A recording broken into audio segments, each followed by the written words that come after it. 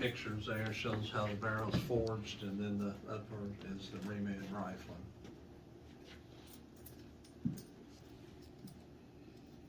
The original fort was down on the river from 1775 to around 1810. Actual Revolutionary War battle site.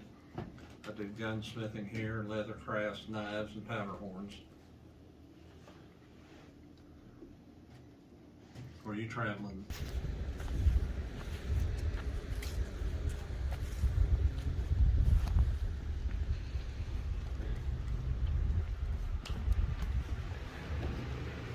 Hi.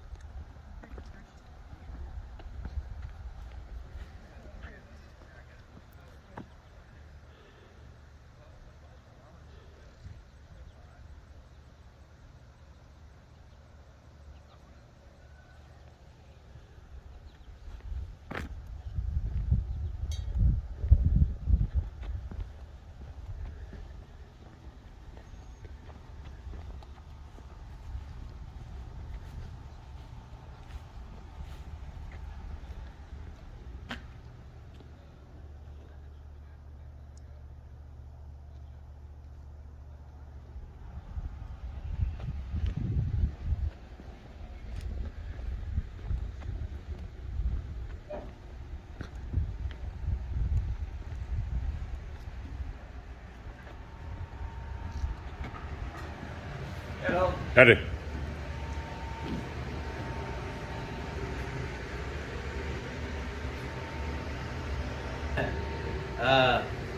This is a wood cabin, and I use the tools in this cabin. Most of them are antique, but we have a couple of replicas and things, and some tools we've made on the forge and things like that. But I use these tools to make things like these stools in front, and make spoons and bowls. And I also make baskets. Well, technically, baskets are considered woodwork. Mm-hmm. I got into them from weaving stools and chairs. Okay. But power tools, you should use what's in here, except for the only power tool I use is foot power. It's my lathe. It's foot powered lathe. Called a spring pole lathe because it has a spring pole over here. 3 pounds of rope. Okay.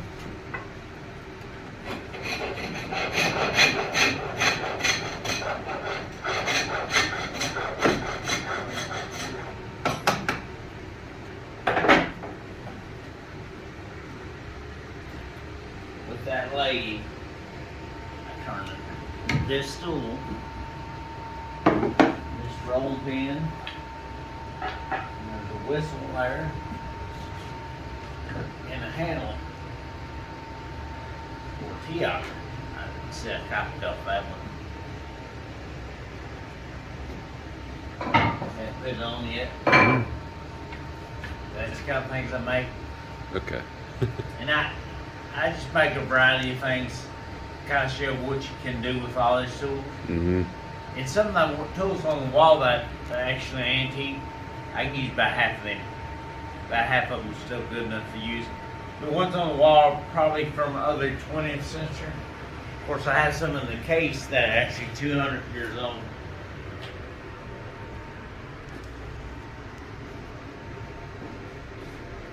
Too.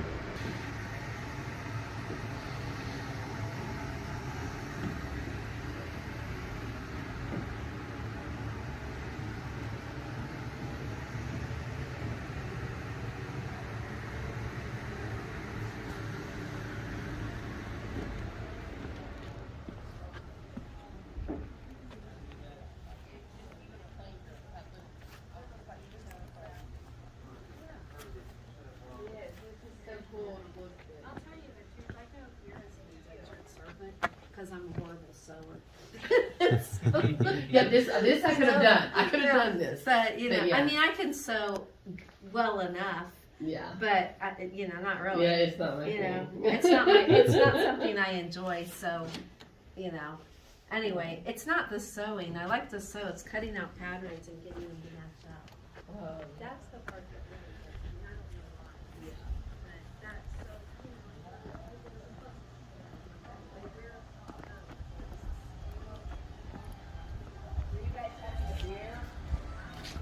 that's so cool.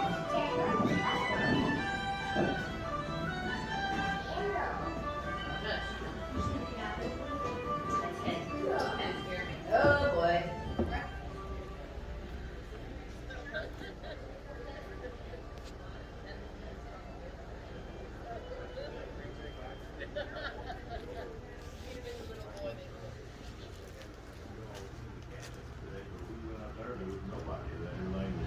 Some of them were open, but there was nobody there. Nobody? Yeah, that was like, yeah. I think their season is just like ours. They work from the beginning of April until the end of October.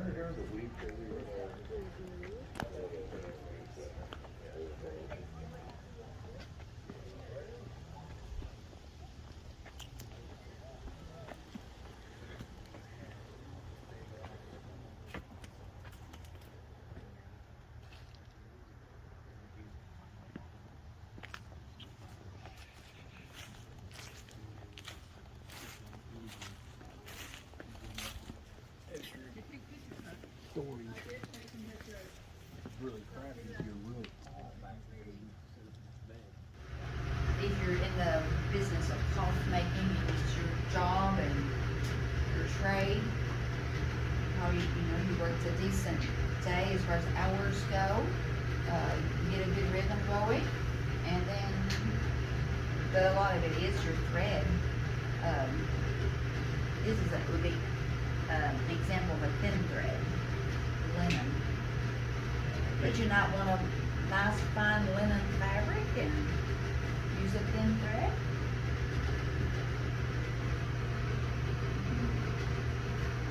A lot of the homespun though was a little coarser.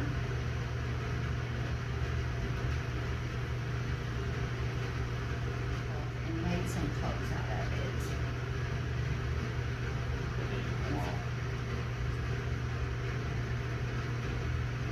It's really rewarding turning threads into something that can be used, and then, especially if you're weaving cloth and end up with some new clothes or a nice warm blanket.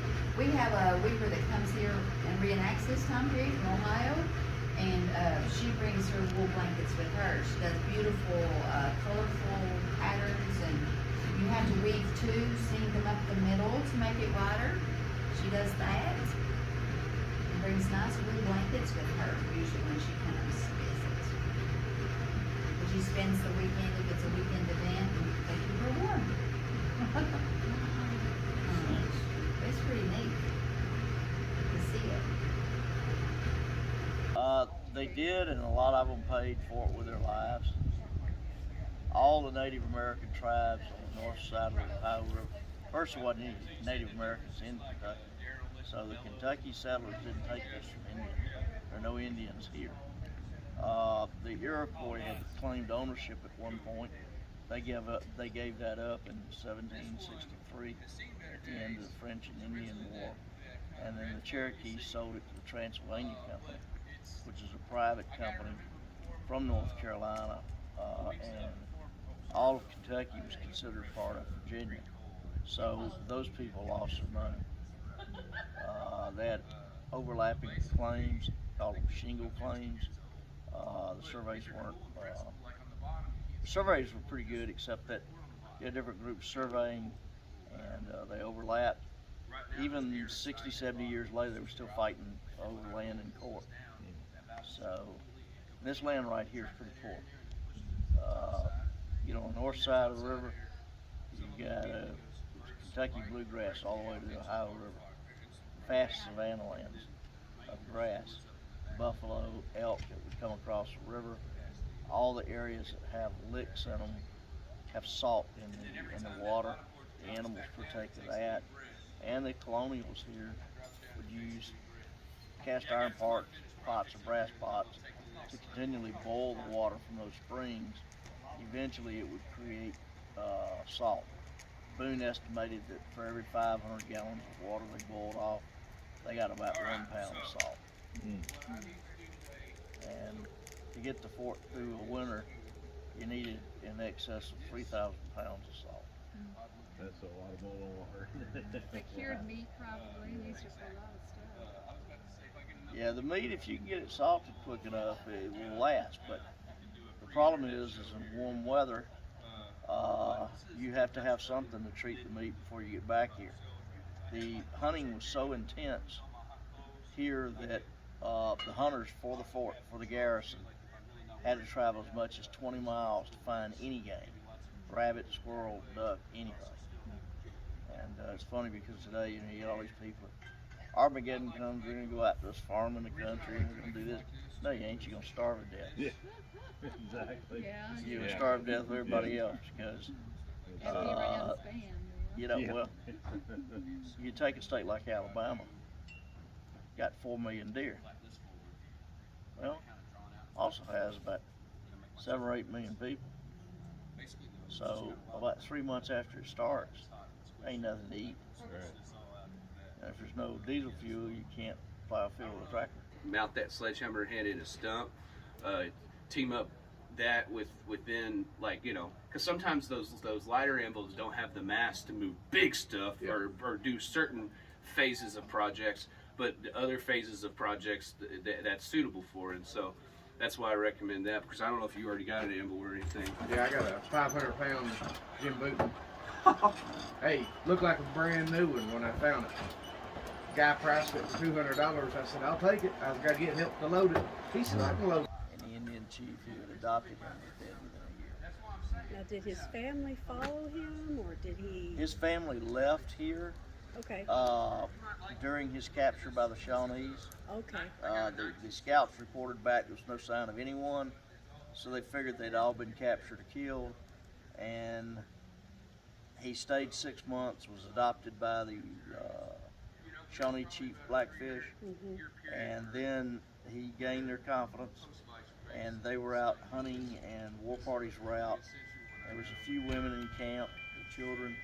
He took the opportunity to use the horse that they'd given him and the musket they gave him Okay. to flee. And he came back here. Wow. Chillicothe, which is 160 miles in 4 days. So, what was his reason? Now, he was born in Ohio, right? Daniel Boone was born in Pennsylvania to a Quaker family. Oh, Pennsylvania. Yes, ma'am. Oh, okay. And what made him decide to travel? His family, he had a brother and a sister that within the Quaker community married out of the community. They were excommunicated from the Quaker church, and Daniel's father, Squire Boone, was very upset about that. So he moved the family to the Yadkin Valley in North Carolina. They lived in another part of Virginia. They moved to Virginia for a short period, and finally to... I live in the part of Virginia where he traveled through Wilderness Road. Interesting. Okay. Now, he ended up in Missouri, didn't he? Yes, ma'am. Is that where he died? Yes, ma'am. Once he moved to Missouri, he made one trip back to Kentucky, and that was to try to pay his debts. He did leave a charmed life. He was captured by the Indians 3 times. He was captured by the most notorious of British leaders, which was Colonel Bannister Tarleton, who took him to Cornwallis. Cornwallis turned him loose. Like I say, he lived a charmed life. Yeah. Wow. He was about 1.5 inches taller than me, about the same waist. Didn't look anything like Fess Parker. Yeah, that's what we were talking I'm sure he didn't. Fess Parker was 6'7". That's what I thought. Daniel So Boone we was all 5 feet. Striking assumed resemblance he's to a big Davy man. Crockett too, didn't he? Daniel Boone was down on the river, and where the archaeologists have it marked, none of us who know anything about history and archaeology very much disagree with the current site that is marked. But the state doesn't own the site where the original fort is, so therefore the state lines up to the original fort down there. And this has been built how long? They built this in 1974. Oh, okay. It was intended to play off the television series Right. for Daniel Boone and create income and money. It had been a resort on the river, but they knew that they needed to build it away from the river. Okay. So this was